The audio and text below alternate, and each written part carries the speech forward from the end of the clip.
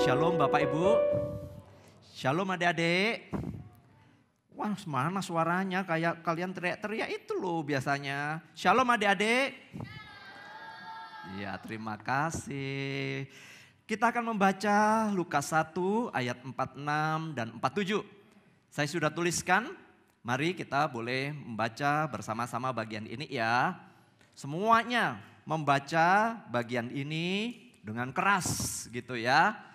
Karena kita tadi sudah membaca sampai dengan ayat 45. Mari kita sekarang lanjutkan ayat 46 dan 47. Mari. 1, 2, 3. Kata Maria, jiwaku memuliakan Tuhan dan hatiku bergembira karena Allah juru selamatku. Berbahagialah kita yang boleh melihat bagian firman Tuhan ini dan kemudian nanti boleh melakukan di dalam kehidupan kita. Saya mau tanya buat adik-adik di hari Natal ini, kalian tadi minta apa ya sama papa mama? Ayo, minta apa? Minta lilin kamu? Oke. Ada yang sudah minta? Sudah minta hadiah Natal? Adakah yang minta? Enggak ada. Ya enggak apa-apa, karena banyak anak-anak di sini ya. Gitu. Para suami minta apa sama istri? Minta apa sama istri? Istri minta apa sama suami? Orang tua minta apa sama anak? Bayangkan dulu apa yang saya tanyakan ini kira-kira apa yang saudara minta pada saat hari ini. Doa apa yang Anda naikkan tadi malam mungkin? Atau sebentar lagi? Saya ingin tanya berkat apa yang Anda harapkan pada saat hari ini saudara ada di tempat ini. Berkat apa yang ingin saudara terima pada hari ini berkenaan dengan Natal. Saya yakin bahwa dekor ini bukan asal dekor tapi ada ceritanya. Saya mau bercerita sedikit. Ini adalah setting untuk keluarga. Setiap kita ingin keluarga kita itu adalah keluarga yang baik-baik. Anak-anak taat, anak-anak gak nakal. Kan begitu ya, seringkali anak-anak disebut nakal ya sama papa mama ya. Sering dimarahi ya. Sering dibentak-bentak ya. Sering diomelin ya. Iya, anak-anak pasti doanya gimana doa Natal? Kepengen papa mamanya gak marah kan? Iya, mama papanya juga kepengen, anak-anak juga nggak nakal. Jadi doanya harus sama-sama dong, harus nyambung dong. Ya nggak? Kalian doa supaya papa mama tidak marah-marah. Atau doanya boleh dikasih main HP selama seminggu. Wih, doa Natalnya begitu ya. Tapi papa mama nggak seperti itu. Kita mengharapkan semua keluarga kita itu baik-baik saja. Anak-anak baik, semuanya berjalan dengan baik. Kerjaan baik, istri baik, suami baik. Itu harapannya. Setiap hari doanya minta berkat supaya semua baik. Enggak salah, enggak. Tapi ada kenyataan. Kita mendambakan sesuatu yang nyaman, sejuk di rumah. Tapi maaf, perjalanan hidup kita itu seperti ini. Nggak ada ijonya sama sekali. Di rumah kering, berantem terus. Anak-anak stres karena dimarahin.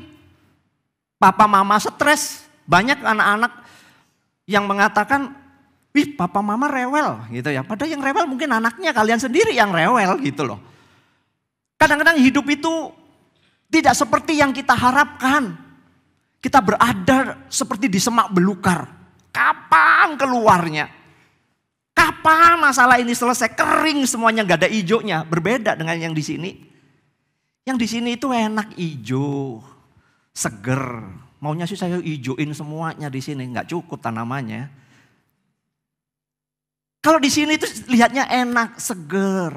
Apalagi kemudian kalau yang hijau-hijau di sini yang seger-seger, kemudian ada berdampingan dengan keluarga di mana kita berada. Oh, sungguh indahnya. Kita selalu mendambakan seperti itu, tapi kenyataan bahwa banyak hal yang tidak sesuai dengan apa yang kita harapkan. Saudara, hidup ini seringkali seakan berada di padang kering yang tandus. Rasanya setiap hari kita bangun tidur, kita hanya melakukan aktivitas-aktivitas rutin yang kita kerjakan. Nganterin, mempersiapkan anak-anak sekolah, nganterin anak-anak sekolah. Kita kemudian melakukan pekerjaan rumah tangga, kita mungkin melakukan pekerjaan-pekerjaan yang lain. Rasanya hidup itu setiap hari seperti itu. Belum lagi saudara tengkar dengan pasangan, masalah pekerjaan, masalah-masalah yang lain muncul. Rasanya hidup ini seperti berada di semak belukar. Inilah yang harus saudara sadari bahwa ini the real life. Inilah kenyataan hidup saudara. Nggak ada orang yang kemudian hidupnya ayam, tentrem, semuanya tenang, hijau-hijau semuanya, seger-seger semuanya. Enggak. Kita harus terima sebuah kenyataan bahwa hidup ini sangat berat. Rasanya kepengen kadang-kadang, menghindar saja supaya saya lebih tenang. Tetapi saudara, kita nggak bisa menghindar dari masalah. Kita harus menghadapi masalah itu. Ini menunjukkan bahwa saya dan saudara memiliki sebuah kapasitas yang sangat terbatas di dalam kehidupan kita. Satu tulisan saudara yang saya baca. Yang ini kemudian saya mencoba menerjemahkan ketika melihat sisi kehidupan kita yang sesungguhnya. Yaitu dikatakan a limiting belief is a misunderstanding of the present that short change our future. Yang artinya gini saudara. Bahwa seringkali kita itu membatasi kepercayaan kita kepada Tuhan. Saya maksudkan ini adalah kepercayaan, belief ini adalah kepercayaan kepada Tuhan. Seringkali kita menjadi salah mengerti saudara. Ketika kita membatasi iman kita, membatasi kepercayaan kita kepada Tuhan. Itu adalah membuat salah mengerti akan hidup kita. Dan itu saudara-saudara artinya hidup kita akan menjadi merugi. Ketika konsep pemahaman kepercayaan kita nggak sungguh-sungguh, itu seperti kita mengebiri masa depan kita. Short change our future. Kita akan memotong yang namanya saudara kepercayaan kita. Kenapa saudara? Karena kita seringkali ini merasa mampu. Semua sudah bekerja. Saudara bekerja semuanya sudah ada sistem. Saudara di rumah semua sudah dikerjakan oleh ART. Saudara banyak mengerjakan semuanya rutinitas. Bahkan saudara punya masalah, saudara sudah punya cara menyelesaikan masalah. Sehingga lambat, namun pasti tanpa kita sadari, kita sedang mengebiri iman kita, kepercayaan kita di masa depan untuk percaya kepada Allah. Kenapa? Karena semuanya kita bisa handle dan kita bisa kerjakan. Ini yang paling bahaya ketika kita sudah melakukan apa saja, bisa mengerjakan apa saja, kita sudah meninggalkan Tuhan. Kita tidak lagi meminta pertolongan Tuhan karena everything is alright. Segala sesuatu sudah baik. Semuanya sudah berjalan dengan baik sehingga kita tidak lagi mengandalkan Tuhan. Kecuali mungkin saudara dalam keadaan tertentu yang kemudian benar-benar mencari Tuhan. Saudara, saya mau kasih satu ilustrasi. Bahwa ketika kita mengebiri, tidak lagi mengandalkan Tuhan di dalam kehidupan kita, dalam keluarga kita, dalam relasi pasutri, dalam relasi anak dengan orang tua, yang terjadi adalah seperti pipa ini. Saudara, ada 3 karakter daripada pipa, kalau saya boleh mengatakan. Saudara, pipa ini, pipa air akan tetap kosong kalau dia tidak tersambung kepada sumber. Berarti maksud saya saudara, pipa ini akan tetap kosong dan tetap akan selamanya kosong selama dia tidak akan pernah tersambung kepada sumber yang bisa mengalirkan. Saudara punya pipa, kalau nggak disambungin ke PDAM juga saudara nggak akan pernah dapatkan air. Saudara-saudara, yang kedua adalah ketika sumber itu masuk ke sini, tentu saja dia akan mengalir ke sana. Apa yang masuk, sekali lagi, apa yang masuk, itu yang keluar. Ingat nih ya, apa yang masuk, itu yang keluar. Yang pertama tadi, kalau ini tidak ada yang masuk, tentu saja tidak ada yang keluar. Tapi yang kedua, apa yang masuk, dia pasti akan keluar. Yang ketiga karakternya adalah, ada yang masuk, tapi tidak keluar. Kenapa saudara? Ada sudah tersambung, sudah masuk, tapi ini tidak keluar. Kira-kira kenapa? Ada yang tahu adik-adik? Apa? Kenapa, Dik? Kenapa? Betul, tersumbat. Ada sumbernya, masuk, tetapi ini keluarnya kecil. Berarti apa? Tersumbat. Supaya alirannya lebih kenceng, dimanain? Bagaimana adik-adik? Supaya airnya cepat kenceng, gimana caranya? Ya harus dibersihin. Good. Saudara-saudara, sekali lagi, pipa harus terhubung dengan sumber yang baik. Sebab apa yang masuk itu yang akan keluar. Inilah yang Tuhan selalu katakan di dalam firman-Nya. Adakah sumber air tawar dan air pahit dari mata air yang sama? Pohon yang baik selalu menghasilkan buah yang baik. Maka saudara, sesungguhnya yang saya maksudkan di dalam bagian ini adalah ketika saya dan saudara sebagai orang beriman, tetapi di dalam perjalanan hidup kita tidak pernah tersambung dengan sang sumber, maka selamanya saudara akan tetap kosong. Atau saudara sudah menjadi orang yang tersambung dan percaya kepada Kristus. Percaya kepada Kristus, tetapi alirannya mampet. Tidak pernah menjadi berkat bagi orang lain. Artinya ada something wrong di dalam kehidupan saudara. Kenapa saudara tidak menjadi berkat bagi orang lain? Kenapa kita tidak bisa melakukan firman Tuhan? Kenapa kita tidak melakukan firman Tuhan? Artinya ada sesuatu yang tidak beres di dalam kehidupan kita. Saudara, sesungguhnya hidup kita ini sudah mengalir begitu banyak berkat Tuhan di dalam kehidupan kita. Adik-adik itu sudah diberkati luar biasa loh sama Tuhan. Coba adik-adik bayangkan, baru bangun, mau sekolah dibangunin. Tuh dibangunin. Disiapin bajunya, disiapin bekalnya. Enak kan? Dianterin sekolahnya. Kurang apa coba yang sekolah? Coba yang sekolah. Kurang apa dikasihin mama papa? Kepengen makan es krim, dibeliin. Kalau hari libur boleh main HP, boleh. Kepingin makan pizza, dibeliin. Bener nggak? Bener nggak? Iya. Saya mau tanya, adakah di sini adik-adik yang sekolah? Yang sekolah nih, bangun sendiri, mandi sendiri, cari baju sendiri, pakai sendiri, nyiapin bekal sendiri, kemudian naik angkot pergi ke sekolah. Ada yang begitu? Enggak ada. Jujur dia. Kamu dianterin kan? Dianterin kan? Iya, dianterin loh, dijemput kan? Dijemput kan? Iya, semuanya begitu. Kurang apa coba? Coba bagi keluarga, apa sih yang enggak ada saudara? Saudara benar-benar loh bangun pagi, saudara mengatakan, aduh males masak. Saudara tinggal ketik-ketik, udah datang makanan, betul? Males nyuci, saudara tinggal klik-klik, laundry sudah datang. Apa yang kurang saudara? Kalau sampai hari ini saudara masih bisa duduk tempat ini, itu adalah berkat Tuhan yang luar biasa. Saudara berbicara tentang berkat seharusnya bukan berbicara soal hanya materi, keberhasilan, ketenaran, kesehatan, hidup tanpa masalah. Saudara bukan itu.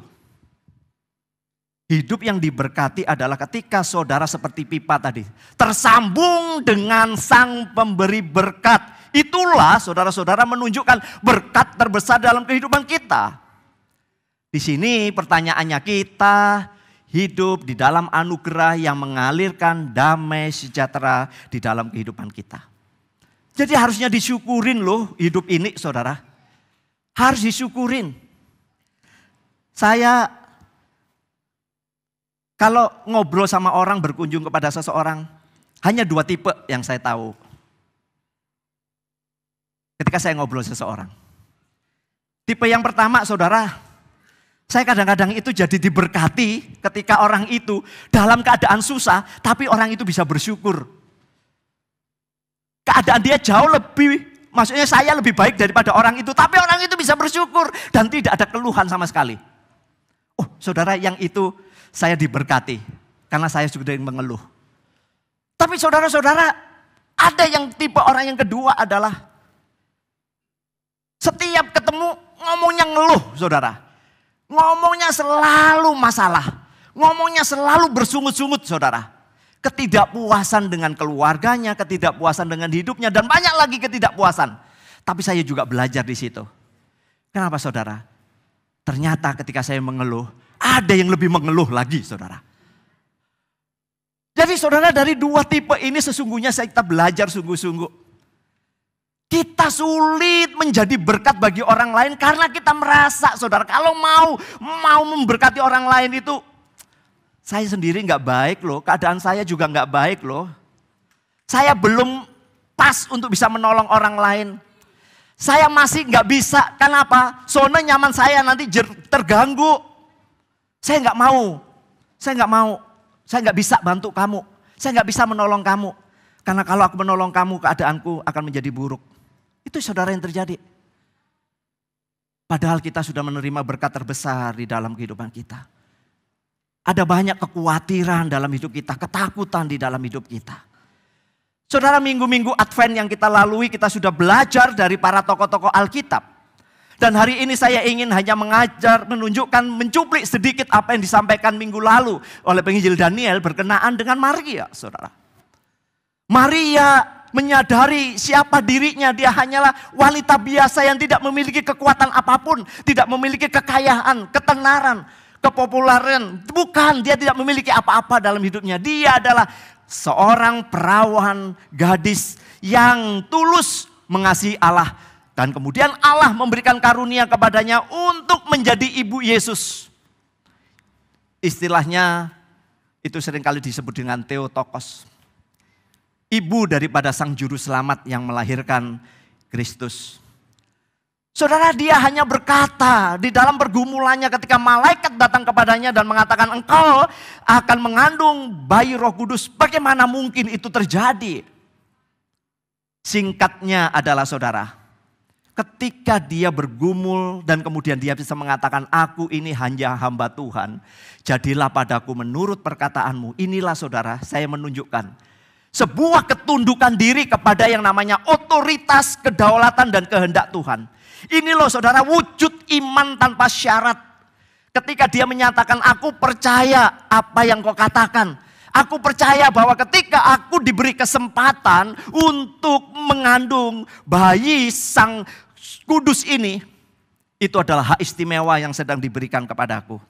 Ini wujud penyerahan diri dari seorang yang bernama Maria. Dia mau taat, dia hanya mau patuh. Sekalipun dia tahu bahwa resikonya saudara sangat berat buat Maria. Sangat berat, sudah dibahas di dalam khotbah yang lalu. Tetapi ketika dia tahu resiko apapun di dalam Tuhan, Tuhan yang akan menyelesaikan.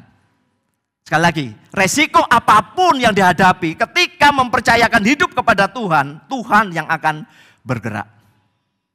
Tuhan yang akan menolong. Maria memahami sampai kemudian di dalam nyanyian pujian syukur menunjukkan bagaimana Allah benar-benar layak untuk dimuliakan dan layak untuk dipercaya.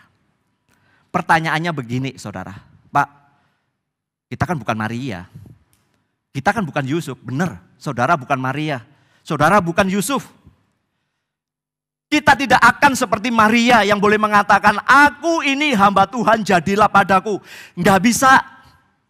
Hanya seorang yang bisa mengatakan Maria saja. Iya, karena dia beroleh kasih karunia dari Tuhan. Hanya Yusuf yang kemudian melanjutkan pertunangannya dengan Maria dan menjadikan istrinya. Hanya Yusuf memiliki iman yang seperti itu. Kita bukan Maria, kita bukan Yusuf. Tetapi saudara-saudara, sesungguhnya di dalam menjalani kehidupan adalah sama. Saya sama dengan Yusuf. Dalam perjalanan hidup, punya kenyataan hidup, saudara sama dengan Maria. Punya persoalan hidup, punya pergumulan hidup, punya kesulitan tersendiri. Inilah saudara kesamaan yang harus coba kita lihat bahwa ada sebuah realitas. Ada sebuah kenyataan hidup yang sulit untuk diprediksi. Sekali lagi, ada realitas kehidupan yang sulit untuk diprediksi. Masalah bisa muncul tiba-tiba. Kesulitan bisa muncul tiba-tiba. Hal-hal yang mengguncang iman saudara bisa terjadi pada saat itu juga. Kemarin pas mau kunjungan ke salah satu jemaat saudara. Saya kali itu bilang sama istri saya, aku kepengen pakai baju putih gitu ya. Saudara, setelah saya berangkat karena hujan lebat waktu itu saudara. Dari sini baik-baik saudara. Begitu belok keluar dari perumahan IR belok kanan, kok saya mendengar rasanya mobil ini nggak enak ya, saya tumpangi ya. Geledak gitu saudara ya. Saya baru menyadari dan saya tahu ada yang nggak beres dengan mobil ini, yaitu bannya kempes. Hujan lebat, saya harus ganti ban, pakai baju putih saudara. Saya berbicara kata istri saya, pulang dulu, mandi dulu, baru kita melanjutkan. Rasanya nggak keburu deh. Jadi saudara-saudara, ketika saya mengganti, banyak orang yang menawarin. Biasanya kalau ditawarin ya biasanya jadi nganggur. Ya udahlah, serahin aja. Tapi saudara, saya mengerjakan, bukan karena saya nggak mau dibantu. Bukan karena pelit, enggak saudara. Saya bisa mengerjakan itu. Saudara, banyak orang yang mengatakan, oke, paling bantu saudara untuk bukain, ngambilin ini dan itu. Tapi selebihnya saya akan mengerjakan. Saudara-saudara, kadang-kadang sulit untuk diprediksi sesuatu yang terjadi di dalam hidup kita, itu sulit untuk diprediksi. Semuanya ditata dengan baik, semuanya dipersiapkan dengan baik, semuanya diatur dengan baik. Aduh saudara, tiba-tiba ada sesuatu yang mengagetkan kita. Tapi saudara, ada berita sukacitanya. Bagi saya kenyataan realitas yang sulit diprediksi ini, minggu pertama kita berbicara tentang Immanuel. Saudara, inilah yang menjadi kekuatan kita, realitas sulit diprediksi. Kenyataan hidup sulit untuk ditebak apa yang akan terjadi. Tetapi saudara, sesuatu yang pasti terjadi dalam hidup kita. Dan ini bukan kira-kira, moga-moga, kemungkinan tidak. Tapi ini adalah pasti bahwa ada Immanuel. Amin. Immanuel artinya apa saudara? Allah beserta kita. Seringkali kita di dalam menghadapi realitas kehidupan yang sulit, kita lupa sang Immanuel. Saat saudara sedih, saudara susah, punya masalah, saudara lupa ada Immanuel yang artinya Allah beserta dengan kita. Saudara lupa akan janji penyertaannya. Dia memang tidak membebaskan kita, tetapi dia akan hadir ketika kita menghadapi sebuah kenyataan pahit yang mungkin kita harus telan dan menakutkan. Tadi saya mengatakan bahwa semua orang ingin hidupnya nyaman di sana dengan keluarga baik-baik, hidup kita sehat, semua berkat kecukupan, materi kecukupan, semuanya tersedia, semuanya kepengen di sana. Tapi kita harus berada dalam satu kenyataan yang pahit seperti ini. Berada di semak belukar yang mengerikan. Pada saat di sini apakah saudara Allah tidak ada? Allah tetap ada. Hanya kita yang tidak memahami tentang yang namanya Immanuel. Mari kita melihat dari peristiwa penciptaan yang tadi ada videonya saudara. Supaya saudara bisa melihat bagaimana di dalam kitab Kejadian Allah menciptakan. Dan dikatakan di sana Allah setiap kalimat ditutup dengan satu paragraf kalimat yang luar biasa. Allah melihat segala yang dijadikannya itu baik. Terlebih saudara dalam penutup pasal yang pertama dikatakan Allah memberkati ciptaannya. Karena semuanya begitu baik karena Allah adalah Allah yang sempurna. Tidak ada yang salah di dalam penciptaan ketika Allah mengerjakan. Semuanya Allah melihat adalah baik. Pasal 1 ayat 4, ayat 10, ayat 12, ayat 18, ayat 21, ayat 25. Semuanya dituliskan dengan semuanya baik. Itu Kejadian 1-2. Tetapi saudara, manusia yang diciptakan pada hari yang ke-6. Yang diciptakan menurut rupa dan gambar Allah, yang harus mencerminkan kemuliaan Allah. Ternyata manusia, saudara, lebih memilih untuk menjadi Allah. Bukan menjadi ciptaan Allah, tapi mau menjadi Allah. Maka ketika keputusan manusia untuk menjadi Allah, dia jatuh di dalam dosa. Inilah kenyataan yang harus diterima. Manusia terpisah dari Allah, tetapi sekali lagi Allah tetap menunjukkan kasih-Nya. Mencari manusia, menyelamatkan manusia, dia datang di dalam kesederhanaan, bahkan kehinaan dan kemudian mati bagi saudara dan saya. Karena apa? Persoalan utamanya adalah saya dan saudara terpisah dari Allah. Saya dan saudara jauh dari Allah. Allah menunjukkan kasih-Nya. Karena Allah tahu bahwa kita tidak berdaya. Maka saudara-saudara ingat, penggenapan janji Allah itu hanya ada di dalam Yesus Kristus. Ini berita pentingnya. Tadi saya sudah menyinggung bahwa dalam masalah realitas kehidupan kita punya Immanuel. Artinya Allah beserta kita, janji Allah Kristus itu sudah dinyatakan dengan kasih Allah ketika manusia sudah jatuh dalam dosa. Yesus datang untuk memberikan kepada manusia apa yang telah hilang dari manusia. Artinya kalau kenyataan hidup saudara seperti kita berada di semak belukar ini. Artinya kita ada sesuatu yang hilang, bukan? Ada yang miss di dalam hidup kita. Kita nggak tahu carinya kemana, menyelesaikannya di mana, karena kita seakan-akan berada di semak-semak yang menyakitkan dan menoreh kita. Tapi ingat, Sang Immanuel pada waktu kita ada di tempat ini, Yesus Kristus itulah memberikan ketika ada yang hilang di dalam hidup kita. Yesus datang untuk memberikan yang hilang dari kita. Kalau hubunganmu dengan suami istri, mulai ada sesuatu yang hilang, pasti kamu berantem dan kepengen cerai. Tapi saudara-saudara ketika kehilangan itu terjadi melihat ada Kristus. Itulah janji Kristus, saudara. Berarti saudara di tengah kerentanan hubungan saudara dengan pasangan saudara, Kristuslah yang akan menjadi Immanuel untuk menyelamatkan. Karena ada sesuatu yang hilang dari pernikahan saudara.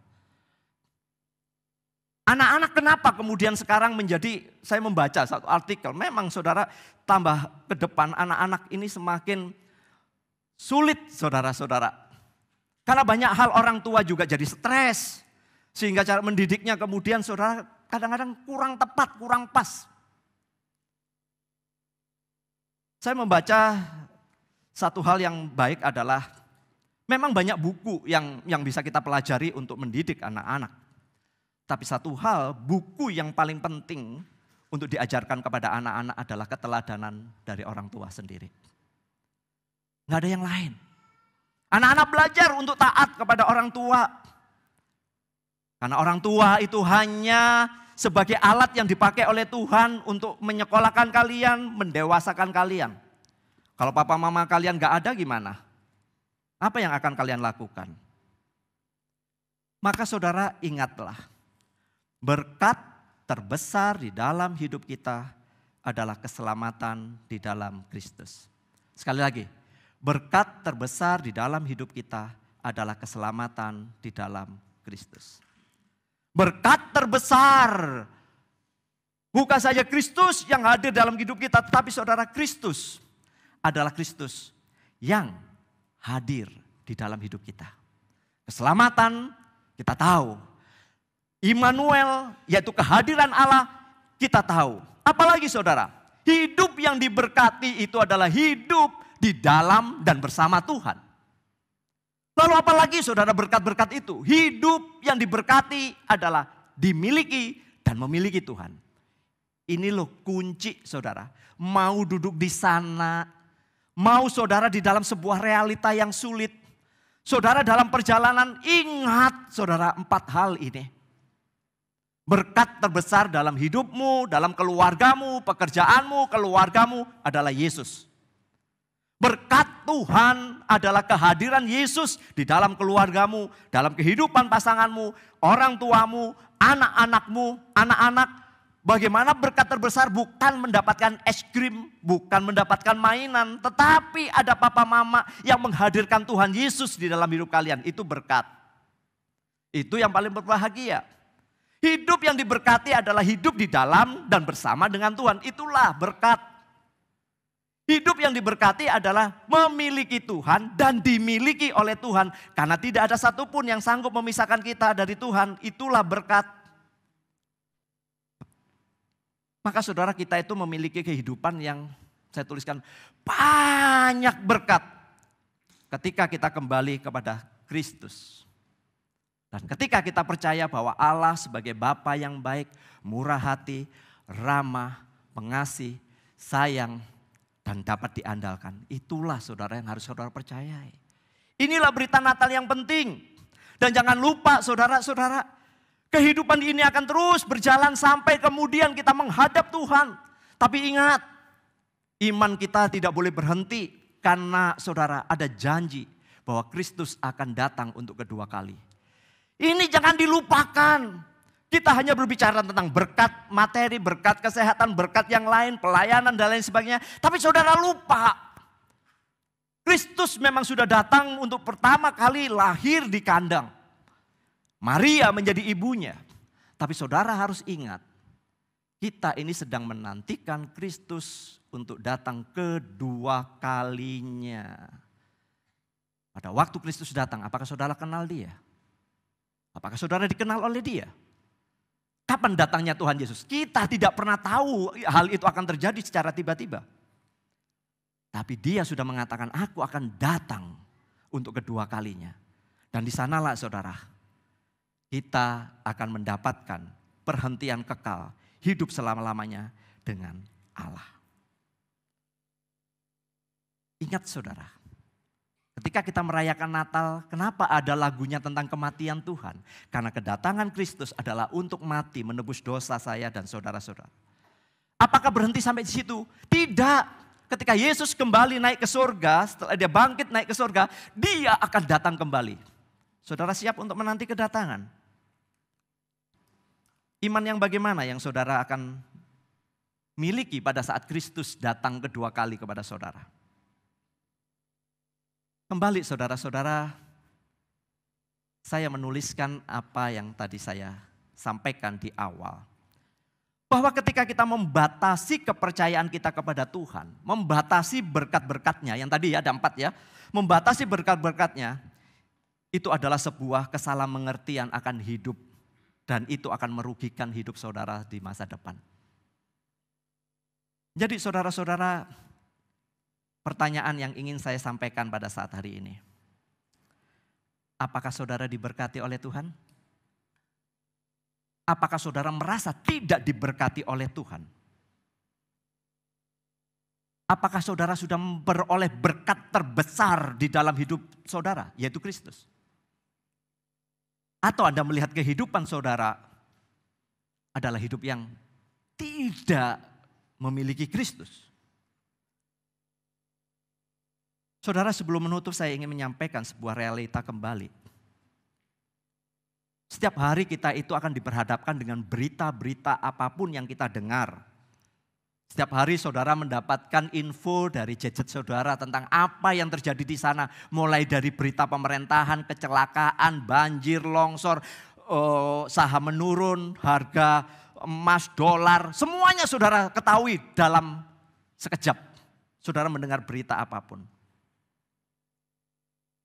Ketika kita menghadapi perjalanan hidup, saya mengatakan tadi, ketika saya mungkin saudara mengharapkan sudah berdoa di rumah, mengharapkan pekerjaan saya baik, saya duduk dengan anak-anak, saya menikmati firman Tuhan, berdoa bersama-sama. Tetapi tiba-tiba kita mendengar saudara, berita yang mengejutkan. Anak kita mungkin sakit. Keluarga kita kemudian tiba-tiba mendapatkan satu vonis dari dokter yang sangat mengerikan.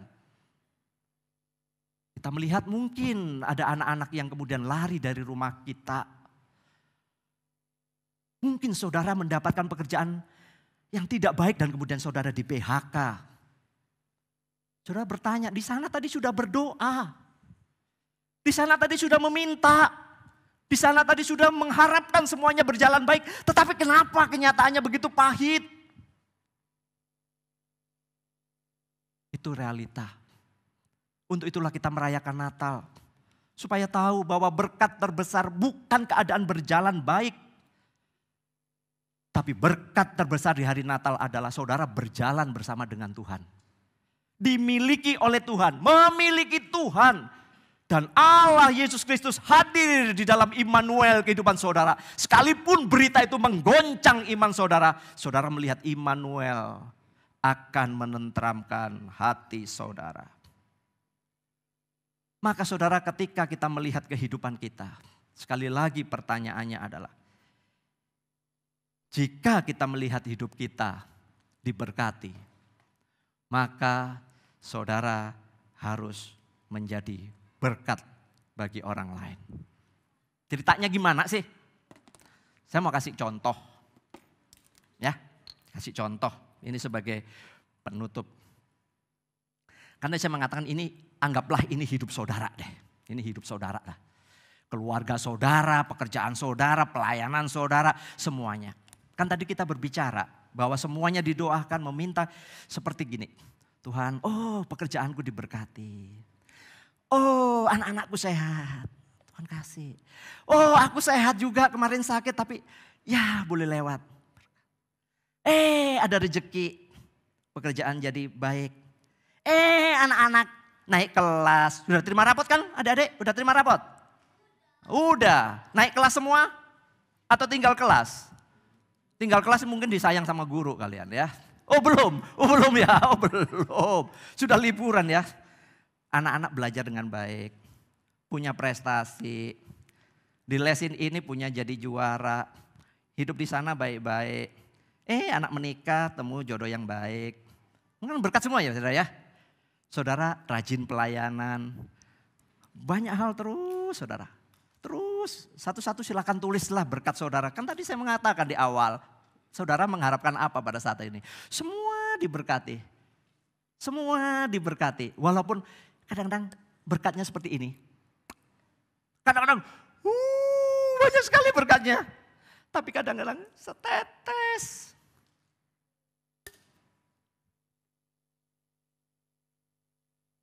Saudara, apa yang harus saudara lakukan ketika saudara sudah diberkati?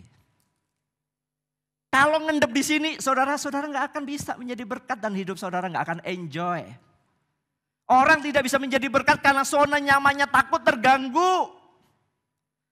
Seharusnya ketika saudara sudah diberkati oleh Tuhan, berkat itu sudah terserap di sini saudara. Saudara tinggal memeras. Perasaan inilah yang memberkati orang lain. Understand? Mengerti maksud saya saudara? Hidup ini seperti spon ini. Every day saudara diberkati kesehatan, dapat makanan, dapat pekerjaan, saudara lancar. Semuanya saudara Tuhan tolong pekerjaan saudara. Tapi seringkali diempet sampai begini. Seperti pipa tadi saudara. Yang seharusnya saudara sudah tersambung kepada sumber. Tetapi saudara kenapa airnya tidak keluar? Kenapa Anda tidak bisa jadi berkat bagi orang lain? Kenapa Anda masih mengacaukan hidup saudara? Artinya dalam diri saudara ada something wrong yang membuntu. Sehingga saudara tidak menjadi berkat. Atau saudara takut keluar dari zona nyaman. Sehingga saudara hanya diam di sini terus. Tumpuk terus berkatnya. Sampai kemudian kita dipanggil Tuhan, ya tetap begini saja. Anda harus melangkah keluar. Membiarkan tetesan-tetesan berkat itu dinikmati oleh orang lain. Bukan saya meminta saudara untuk memeras semuanya sehingga saudara kering. Sekering apapun sudah saya peras. Ingat saudara, lihat. Masih ada tetesan berkat. Ini hidup saudara di sini. Saudara merasa kering tempat ini? Ada Immanuel yang menyegarkan saudara. Adik-adik, ingat. Papa mama kalian memberkati kalian seperti kalian jadi spon. Tiap hari diomelin itu juga berkat. Dibangunin sekolah, disekolahin, dilesin ini, diajar ke sini, dianterin sekolah, dijemput sekolah, diajak makan, diajak jalan-jalan. Itu seperti berkat. Jadi harus berterima kasih. Orang tua, mari berikan yang terbaik.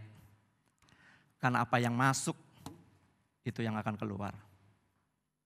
Kau jadi orang tua kalau selalu memberikan yang buruk kepada anakmu, memperlakukan sesuatu yang buruk pada anakmu, yang keluar juga hal-hal yang buruk. Ingat tuh.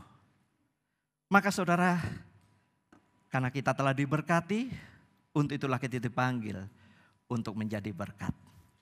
Maka saya akan menutupnya dengan bagian ini. Kita ini adalah orang-orang yang sudah diberkati oleh Tuhan luar biasa. Natal bukan sekedar acara tahunan gerejawi. Natal bukan sekedar merayakan kelahiran Yesus. Natal seharusnya membawa satu komitmen baru bagi saudara. Untuk melihat rancangan kekal Allah di dalam hidup saudara, keluarga saudara, pekerjaan saudara, masa depan hidup saudara. Maka saya menutupnya dengan kalimat. Kita ini adalah orang-orang yang sudah diberkati. Dan mari kita menjadi berkat bagi orang lain. Dan hari ini, mulai dari keluargamu. Mulai dari keluargamu. Bagaimana mungkin kamu jadi orang berkat bagi orang lain, sementara kita bermusuhan dengan keluarga kita sendiri. Anak-anak marah sama orang tua marah sama anak-anak. Hubungan relasi ipar dan lain sebagainya kacau balau. Mari saudara, jadilah berkat bagi orang terdekat saudara, keluarga saudara. Selamat Natal, Soli Deo Gloria. Mari kita mengambil waktu teduh sebentar di hadapan Tuhan. Yang pertama saya ingin saudara, apakah saudara sudah terhubung dengan Kristus sebagai sumber kebenaran itu? Atau saudara sudah percaya kepada Yesus tetapi kemudian saudara mampet tidak bisa menjadi berkat. Artinya ada sesuatu yang tidak beres. Mari ambillah waktu teduh, sementara saudara akan mendengarkan satu pujian. Saudara pribadi dulu berdoa ya, nanti saya baru minta saudara untuk melakukan sesuatu. Silakan.